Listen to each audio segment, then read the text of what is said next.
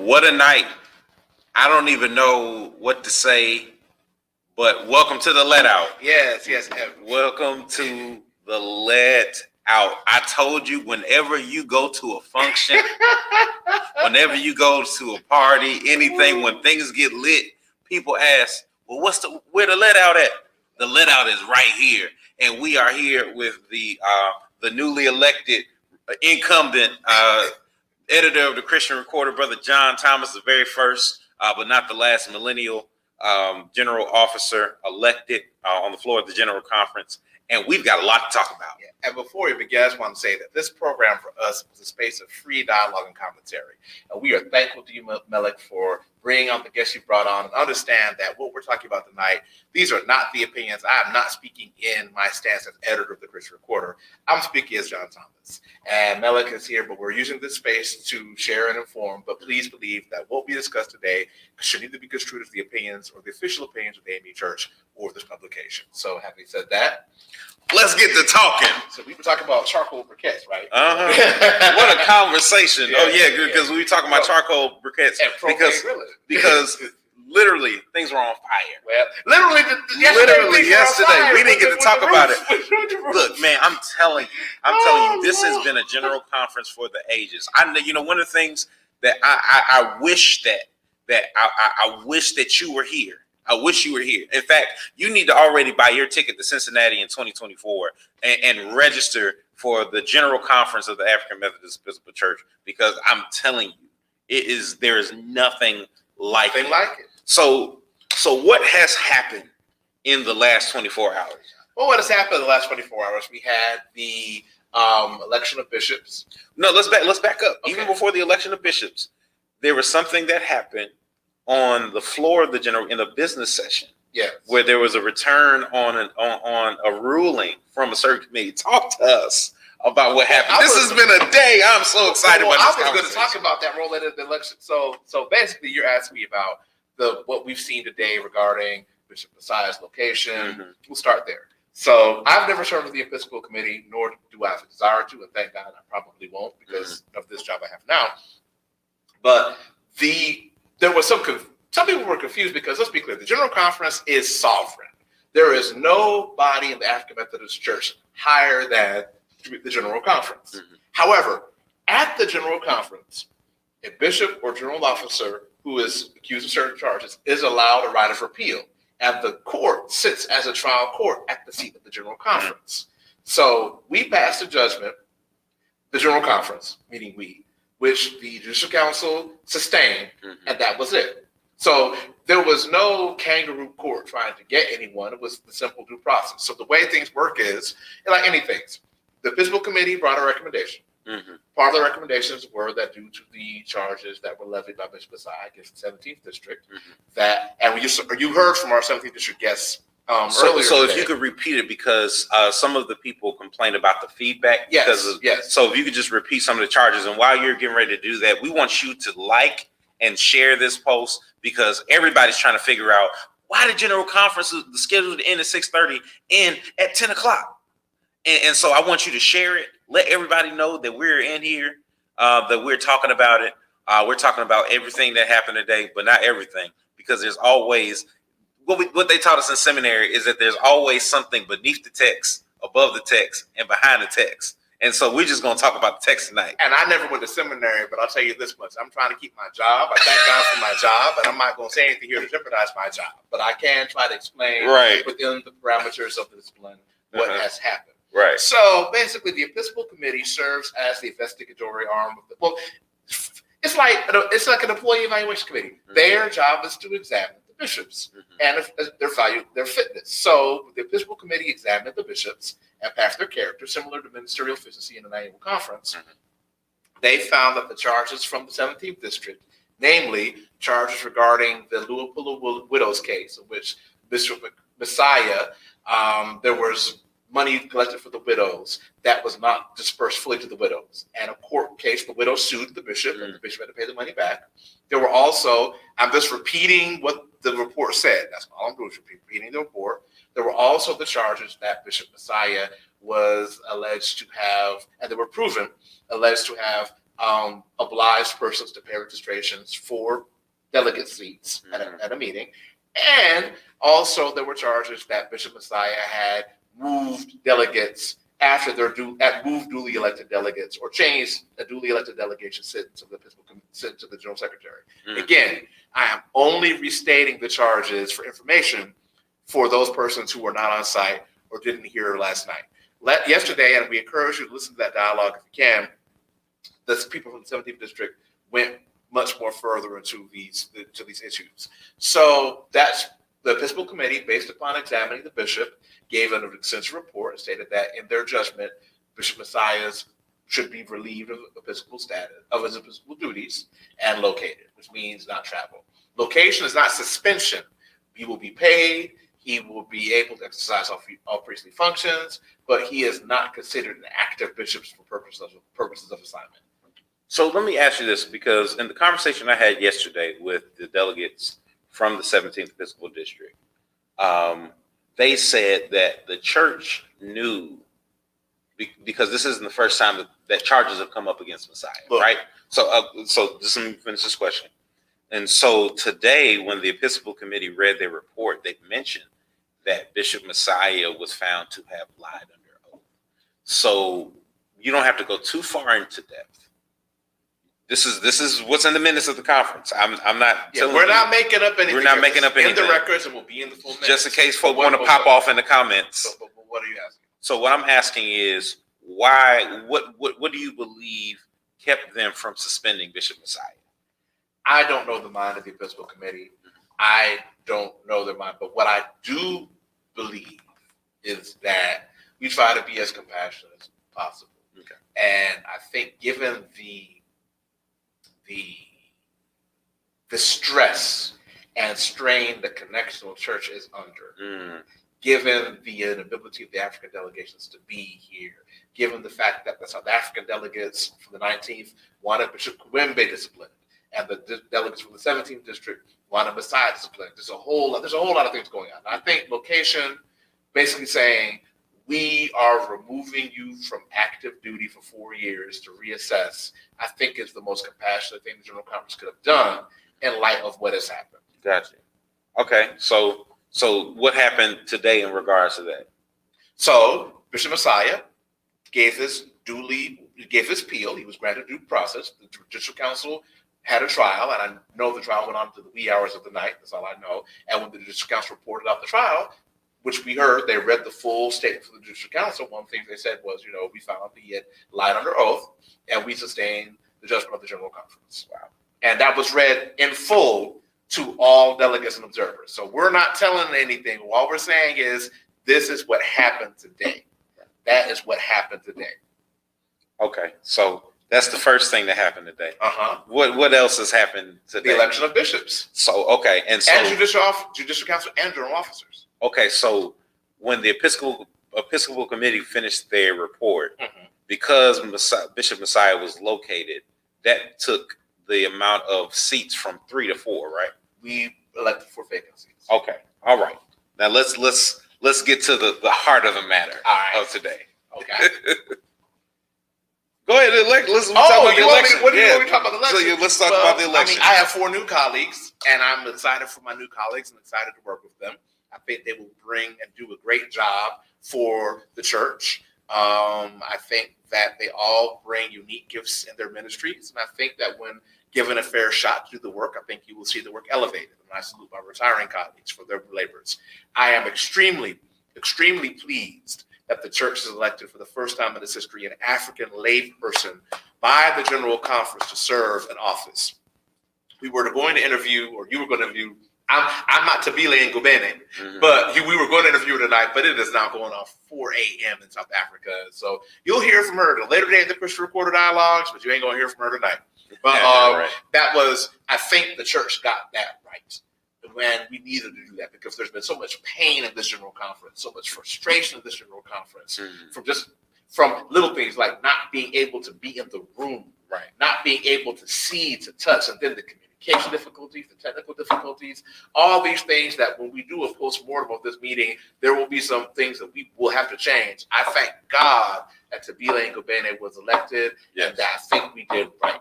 Now, coming to the election of bishops, I know you know my story as a general officer going on the road when I was elected. I've been on the campaign trail. So I got to know each one of those persons because I was on the campaign trail with them in 2016. And then all of them would run in 2016 before we were elected and denied. I mean, Fred Wright I interviewed when he was chair of the Business Committee. Now, how many times did he run before?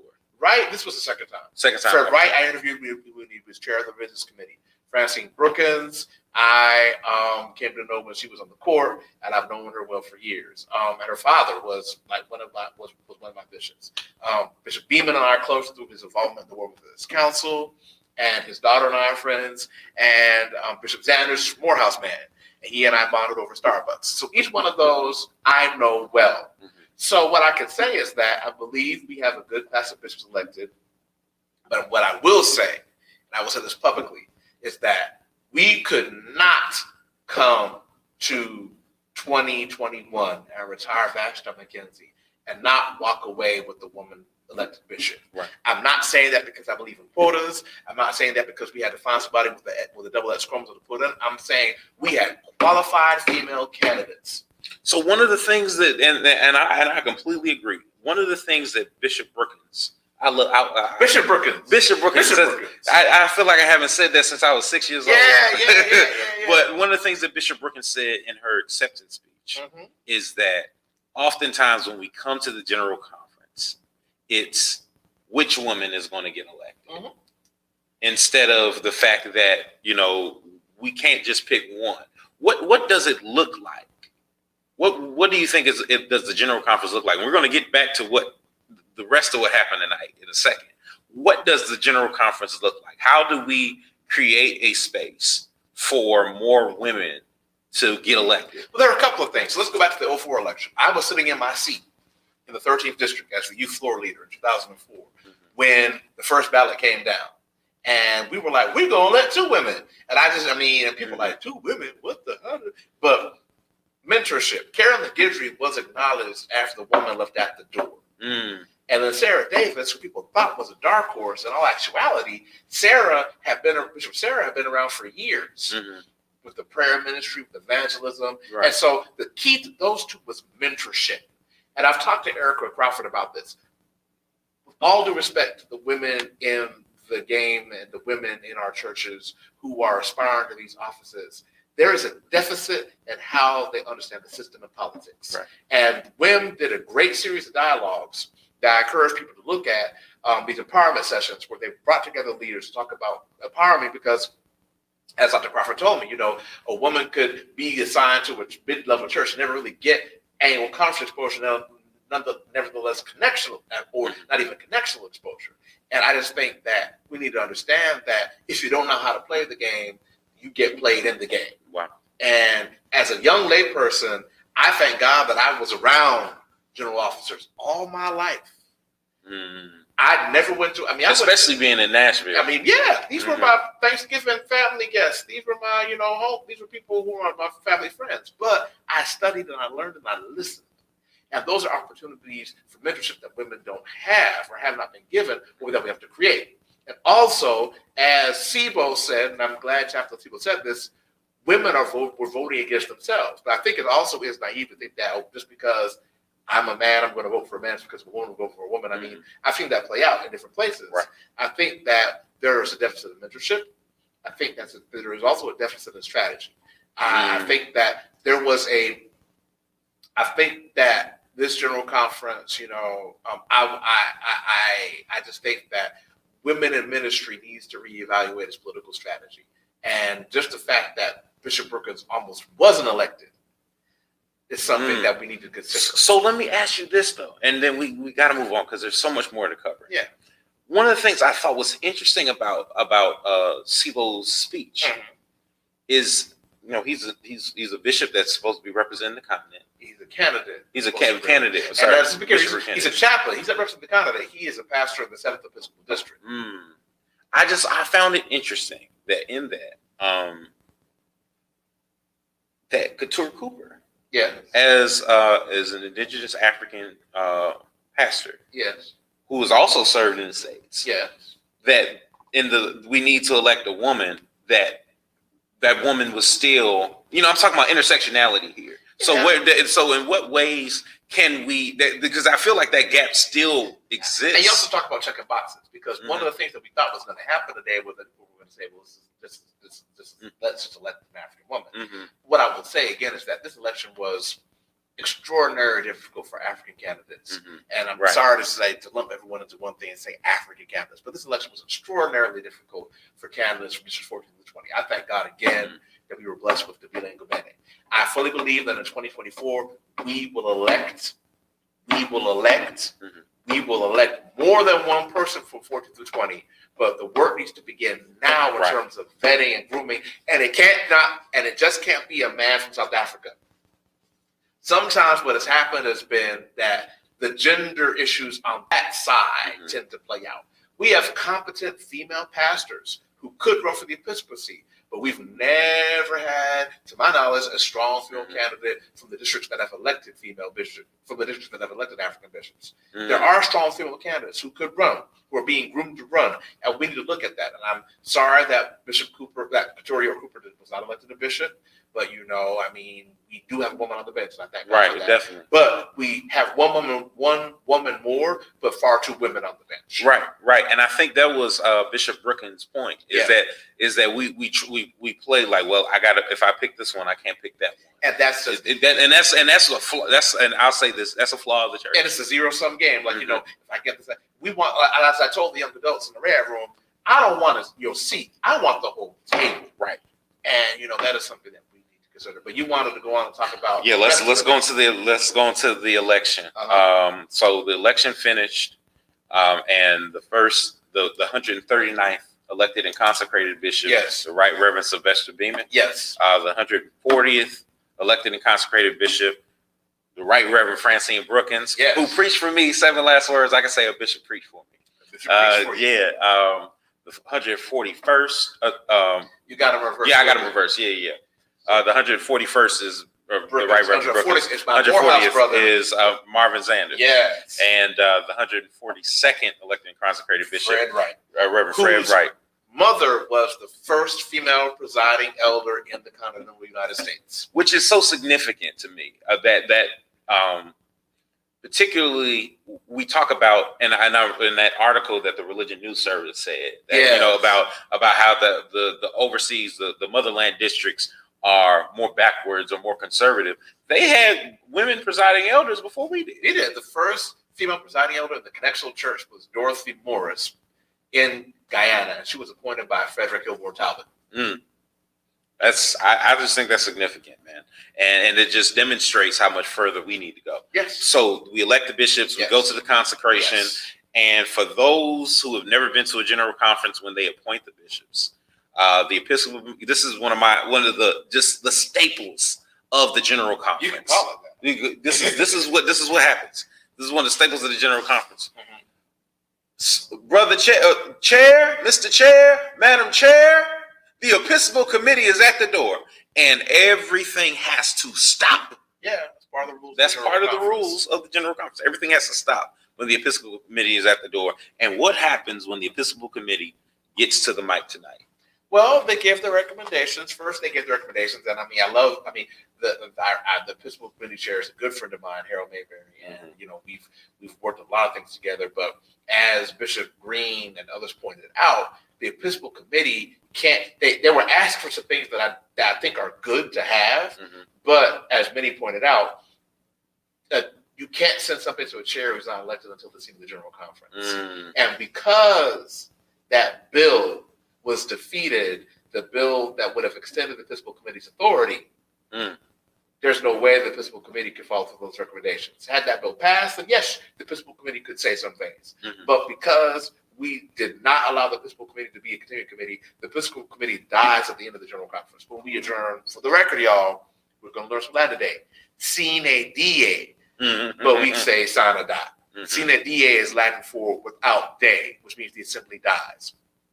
So when they come to the stage, they give their recommendations as they're supposed to do. Now, remember, the General Conference is sovereign. So anything the Episcopal Committee does, anything any committee does, must be approved of the General Conference. The General Conference is the supreme body of African Methodism. And you wanted to ask?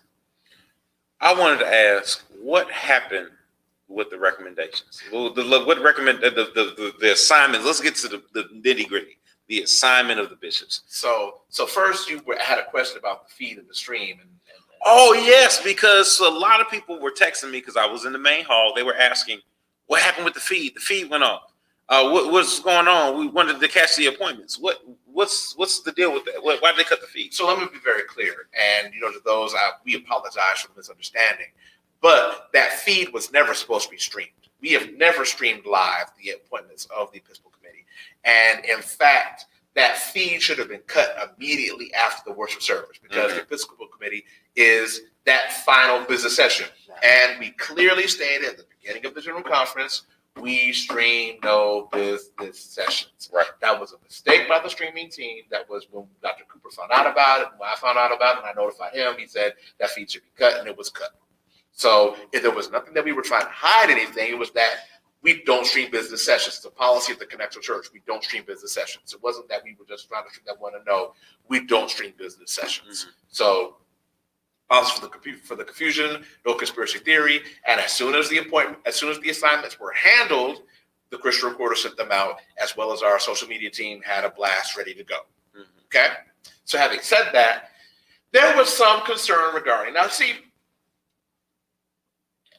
So let's pause because I know you're about to go deep. I want you to explain the process of how the Episcopal Committee comes up with the appointment. Now, because I know you've never served. I've never served in the Episcopal Committee. All I can say is this: they have allowed districts districts take votes that they can send to the Episcopal Committee with their instructions. The Episcopal Committee doesn't have to honor any district's instructions, and today, 2 large districts did not get who they wanted. So I think this is an example of, and I talked to Reverend Mayberry about this. At the end of the day, the Episcopal Committee has to do what's best for the church, what it deems best for the interest of the church, balancing fairness towards the bishops and the interest of the church. Now, when there was a concern about the assignment of one particular bishop regarding, was it fair, and the committee chairs explained the district that you requested, there were some issues with the travel and yada, yada, yada, and that's why we sent you to this district. We assigned you to this district. Now, I'll say this. Again, did you want to name it?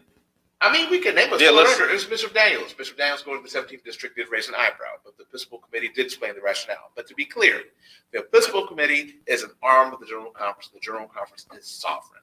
So people are talking about fair, and traditionally we have adhered to seniority. Now, Bishop Daniels is the senior bishop on the African continent. You would have to ask the Episcopal Committee, and I don't know if they could discuss, why the senior bishop on the African continent was given the 17th district. All I could say is that, for instance, in 2004, we all know Messiah was senior bishop, but they gave the 19th and the 15th to Americans. So, that happened. Bishop Davis got the 19th and Bishop Green got the 15th, so Messiah was senior. But these things. But then again, it was we can't send a bishop back to his home for his first term. We just don't do that. So that was a little bit different. But I will say that I think the Episcopal Committee Dr. Mayberry is always operating with integrity. I don't see issues, but what I do think is that people were used to getting their own way. People were used to getting what they wanted, and people need to understand that the Episcopal Committee will work for the good of the church. And sometimes the good of the church isn't your good. And we haven't seen that in years. So give us the precedent. In fact, describe the scene on the conference floor after the reading of the appointments. Bishop David Daniels, and something I mean, and my father has been coming to general conferences since 1980. Never heard of it. I try to be a historian. I have never seen a bishop get up and do what Bishop Daniels did. So describe what happened. Bishop Daniels got up and he said, this isn't fair. I will go where the church wants to send me, but this is not fair. I'm not going to let you. I mean, he talked about his frustration with the fairness of it. And he asked the committee, why did you do this? And the committee explained to him, this is what happened. This is what happened. This is why we did what we did.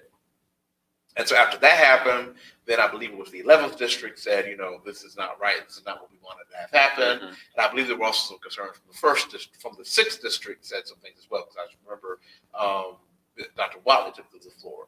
I'm not so sure the first district took to the floor, but with all those concerns, there was a motion made to send the report back. And so we had already, this is the danger, and this is why I the one time you do this, the one time you don't do something happens. Normally, you should not take away the keypads or anything until the final business session is done. We should have still had the keypads out. Right. We were still in business session. There were delegates. People should have not. See, people thought we were all done. Just gonna go home. People should have been in their delegations. There were literally delegates texting me from the airport. Yeah. Because they just thought it was the done. Yeah. And so you come to this thing. It's like, what you mean we got a what? And as a result, we're sitting in there, and so they want us to, so we had to stop. They had to go, like the entire 11th district had to go back to the 11th district to go to be in their seats, and then, we had to get our voting devices, and there was a clear, sizable level of discontent, but we did not send the report back, and when the main motion came up to approve the report, it was approved and sustained. So, let me ask you this. I took a vow on April 22nd, 2016. Take that authority to preach the gospel. All that. And then we were told to go willingly, with a glad heart. In most cases, if an itinerant minister turned or said on the floor of the conference, not even on the floor, but even in the back, in the Episcopal room, Bishop, I don't think it's fair that you're sending me there. There's a good chance that that bishop would not send that person at all. If that happened on the floor of the conference, I have seen bishops be retaliatory towards pastors that challenge their authority on the conference floor. That's not new news. We've heard of those stories. What precedent does this set that a bishop challenged his appointment on the floor of the conference?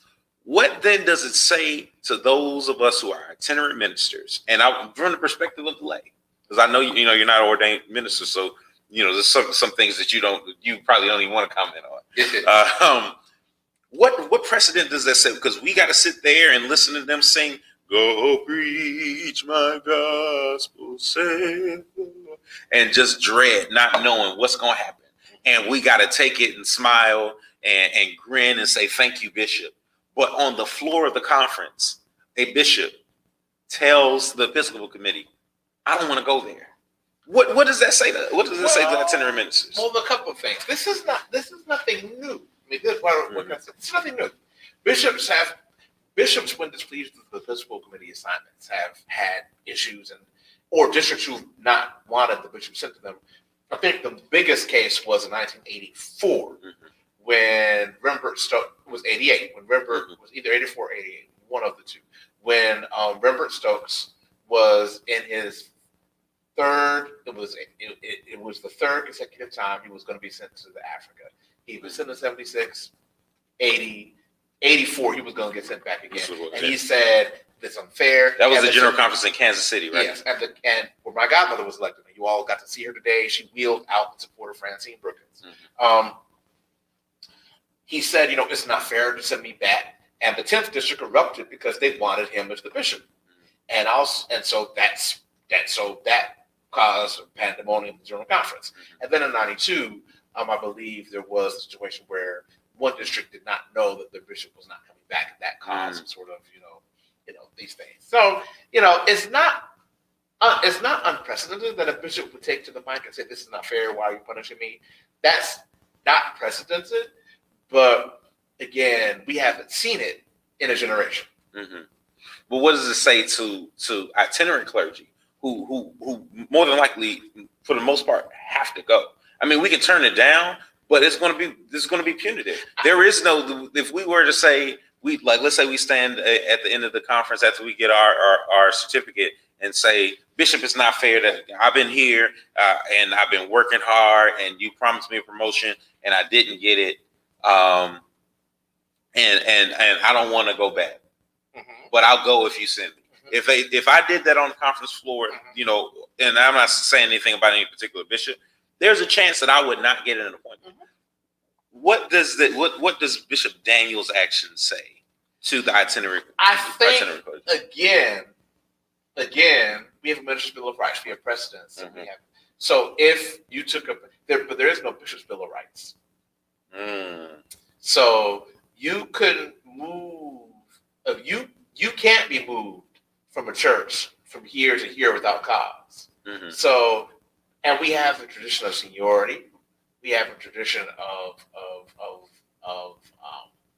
certain things, and this, and also just to be fully transparent, this is not the first time that Bishop Daniels has been assigned to a district following Bishop Messiah after issues were sent. So I think that Daniels' concerns were warranted in some respect, but again, as you said, and we need to say, bishops are elected to serve the general church. And I think tonight the Episcopal Committee showed that it is the Episcopal Committee. It is not the bishop's hand-picked assignment committee. Right. It does what it does to the good of the church. And there were some people who weren't happy. There's some people who thought they were going different places. They weren't going to listen to places. The Episcopal Committee said, "We are the Episcopal Committee. This is who we are." And I was surprised by some of the appointments. But that is where we are, and as a church, we accept. Now, we've had cases where, for instance, the whole point why we have the judicial council is because a bishop wouldn't accept the assignment that he got or refused to leave. What case is that? That was a 1944 General Conference when one bishop was assigned to the first district and would not leave, and it was a contest with the first district. And so we actually made United States legal history by taking this case to the Supreme Court, and the Supreme Court basically said, "You're a church. We can't get involved," and that led to the 46th General Conference, where 3 bishops were suspended, and that is why we have a judicial council today, because the Supreme Court said you need to have your own internal mechanism of resolving disputes. Wow. Okay. So where do we go from here? Because we're all leaving. We're leaving Orlando. We go back to work. What do you think? After a week of technological mishaps, a week of, even though we are in the 21st century, we are in 2021, that the same complaints up from the motherland districts about not being heard. What do we say to a church that is trying to do a 2004 General Conference in a 2021 pandemic, where you're trying to do 10 days worth of business in 5 days? Where do we go from here? Where should we go from here? And what must we do to make sure that we have, for another 51 quadrennials, the African Methodist Episcopal Church? I'll say this. I am proud to be a general officer of the AME Church. And I am proud that we're having this discussion, because you love the AME Church. I love the AME Church. And, we believe, but I love Jesus, and I love Jesus more. Yes. And I am in this church because I believe that this is where God is calling me to do my lay ministry, and it's calling me to use my talents. Like, I was talking to my colleagues, I was like, man, I wonder what it would look like if we weren't able to help assist in some of the things that we're doing. Right. I thank God that I was given an opportunity for such time as this. I think that there are going to be some hurt feelings. There are going to be some folks that are going to have to go back to some pulpits that they didn't expect to have to go back to, some districts they didn't expect to go back to, or districts they didn't expect to go to. But at the end of the day, we are servants in God's vineyard. Right. And for the AME Church to continue to survive, we have to look at the church and not the person. We do the work of the church. The work of the church is the ministry of the people. It is not about where can I go and how can I get there. Now, I will say this. I do believe in equity. I do believe in fairness. And I do believe in justice. And I think that there were some things that happened today that I don't agree with. That at the end of the day, we're AMEs. Right. And as AMEs, our job is to serve in God's kingdom. Our job is to do the work even when we don't agree with what has happened. And we have some wounds we have to bind up. To be clear, what has happened to the African continent during this General Conference is egregious. And the general officers and the bishops need to really sit down and look at how did we get here? How do we fix this? And what infrastructure do we need to implement? Because I fully believe that if we don't get this right, we're going to lose 14, 15, 17 through 20. Right. We have some. We're already losing annual conferences. I mean, and again, to be clear, the history of separations in the AME Church is long. There were people leaving the AME Church now for 40, 50, almost. Right when we got there, the guy who brought us there, he left, and someone else came. So it's like you have to understand that AME has a spirit of resilience, but we have to be honest with ourselves. This was a painful general conference. I thank God that Michael said what he said about the staff, the CIO staff that's done a Herculean job to make this work in the midst of these pandemic and blizzards and a fire and a hurricane and all this stuff that's happened here. We thank God. Like literally a fire. There was a fire. This is a fire that broke out. It was like a real fire, not like a Holy Ghost fire. Like fire, like that type of fire. We had to clear the room. But I think that we need some time. So I want you to do something for me. I want you to talk to not the young clergy, but one of the things that makes your position so significant is millennial laity. I want you to speak to the millennial layperson who might have been at this conference, might have got a text message about the conference, and is like, man, why do we even man, they don't have this problem over at insert random adjective church that has smoking lights and the pastor wears skinny jeans and brunch boots. They don't have that problem over there. Oh, because as somebody who, and I'll say this, as somebody who struggled with being in the AME church for years, there are so many laypersons, I'm not even just talking about the clergy, but the layperson, young laypersons that are struggling with whether or not African Methodism is for them. Talk to them. Look, I'm just going to say this. People, I think there was a generation that enjoyed the drama, enjoyed the intrigue, the romance of African Methodism, as the author George Singleton puts it. Our generation wants to serve. We want to serve God. Wow. We want to be the place that is feeding us, nourishing us, and allows our spiritual gifts to grow and develop. Now, I know I have a gift of administration. I have a gift of discernment. I know these gifts. And I know that in this role as a scribe of the church, I thank God that that people are telling me I'm blossoming my gifts. I don't know what to say, but that's what it is. So to the young millennial laity, I would say, find some place where you can grow and flourish. Understand that a general conference is a meeting. And I encourage you to find God in the general conference. Some of the old heads would say, "Oh, there ain't no God in the general conference. There ain't Jesus no here." That's what I heard. And that stuff is what kills this church. God is here. Jesus is here. Francine Brookins' election today lets you know that God is real because let's just say that there were forces that tried to block her from being elected. I've seen God in the faces of my friends. The fact that in spite of all that's happening, we made it through. We wanted to come together. So I encourage you in the midst of these meetings, and know your tolerance. Some people don't need to be at this meeting because they can't handle this meeting, and that's okay.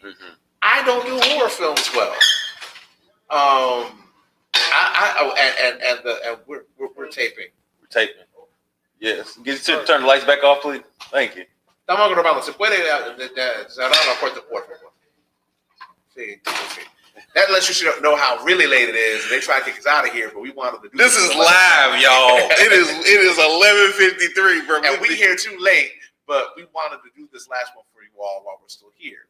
So just to let people know that it was. But just, I don't like horror movies. I don't like to go to horror movies. Mm-hmm. I can't stand horror movies. If you can't tolerate a general conference, that's okay. Mm-hmm. Look at the worship service on live. But I do have the tolerance for church business, and I can handle it. So the young millennials, I say, the young lay millennials, find what makes you happy. Find where you find God, and find what helps you to grow. Mm-hmm. And there's plenty of places to grow in the AME Church. Plenty of ways to grow in the AME Church. We have good preachers, good ministries. You heard amazing things this week that we've been doing. The Amy and X documentary, honoring the people with the Bishop's Awards. Again, I reiterate the fact that we still made a space to elect the first lay woman, the first African lay woman to an office of the General Conference. It's huge. There are plenty of good things going on here. So, I would just tell people to keep the faith and be encouraged. Amen. Sign and die. Sign and die. Sign and die to the let out. This has been an awesome experience. Thank you all for tuning in every night. If this is the thing, if you want to see this at other meetings, because I know that there are people who have never been to a general board, never been to a bishop's council meeting, you've never been to some of the other connectional meetings. If this is something that you would want to see at other meetings, let us know. What's the email for the Christian Reporter? So I guess I got to do my commercial now. Yeah, I'm falling out of frame. I'm sorry. So look, the Christian Reporter, you can email me personally at editor@thechristianreporter.com. Visit our website, thechristianreporter.com. You can subscribe to the paper. It's $36 a year, and we print monthly, officially as of 2 days ago. Right, passing the legislation. Right. And, we're the world's oldest Black newspaper, and we're here for the church news. I mean, you're not going to find AME News anywhere else. It's up here, so if you care, buy it. But we wanted to provide enriched coverage. I think we've proven that this is something that we need to do, and we're encouraged to do that. So, let us know what you think, and we'll try to keep doing it as long as we can. And I'm up for re-election in 2024, so, definitely. JT free for editor, keep it going. I know you have never seen this at an AME meeting, so we want to, before we go, we want to celebrate the greatest editor of the Christian Reporter, named Jamie Coleman Williams and Calvin Sindor and all these folks. She's an AME Review. But yes, she was. Yes, AME Review. But I'm just telling you, this is the greatest person we could have in this office in this hour. He is at the table advocating for us, advocating for millennials, advocating for progression in the church. And this is what we need. This is why we need some of you in your churches to try to think about, what does it mean to be a delegate to the annual conference? What does it mean to go to the quarterly conference? Find out more about it. Just the same way we research our fraternities and sororities when we want to join, or we look into, the Phi Beta Sigma, right? Yeah. The same way we look into Masons and Eastern Star, the same way we look into the schools we want to go or the schools we want to send our children to, look into the AME church. What does it mean to be a part of the AME church beyond your local church? And I believe that the more of us that are at the table, the more we get to decide what's on the menu. So before we go and wrap up, because it is late and it's midnight, we got to go to Waffle House something to get some eat. 3 a.m, the pancake house. I just want to thank, first of all, Melek for coming up with the idea and being here and being willing